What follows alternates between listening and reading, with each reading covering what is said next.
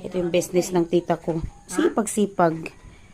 Talbos ng, ang sarap na ito, oh. Talbos ng ano. Ang tawag nito? Sitaw. Marami O ayap silang daw, ayap. Ayak ang tawag dito. Tapos yung okra niya, ang sarap. Kaso, Sarap taglipas sa na yung nilagay. ano si okra. Okay lang, masarap. Mano pa, oh. Sarap nito, eh. Pero pwede pa daw yan. May ayap. Wow. Yan. Ayap ang tawag nitong, ano, sitaw. Ang dami mong kinuha, 3 piraso. Eh, sabi pa ng bata, oh. Mama, oh, tingnan mo, may kinuha si Ate Clara, ano? Ay, ano naman, sabi ko.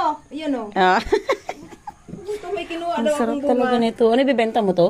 Eh, sabi mo, hindi mo ialis tayo. Arborin ko na to. Ikaw, Eh, dalhin ko dun sa, ano, kainta. Sige nga, anuhan mo nga rin ako nito. Ayan, kumuha ka na. Hindi, kung balutin mo na yung gusto mong balutin dyan, ay, Sige. tapos dadalhin ko. Wow. Iluto mo doon.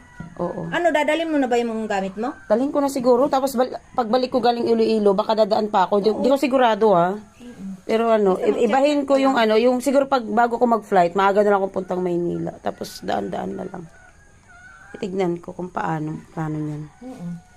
Talbos ng ano, order kasi yan sila. Hindi, wag mo na. Yan lang talbos ng kamote. Kung mayroong sa okra, okay na. Kasi sabi ko sila maglaga, ay mag-ano sila, magsinigang. Sinigang ba ito, di ba?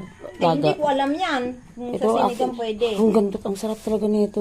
Tita, oh, wow. Yan ay talbos ng kamote na violet. Kaya nga, sarap. Di ba?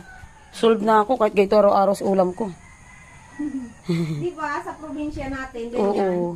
Sarap na ito, ha? Alam mo bang sa probinsya, inaano pa yan?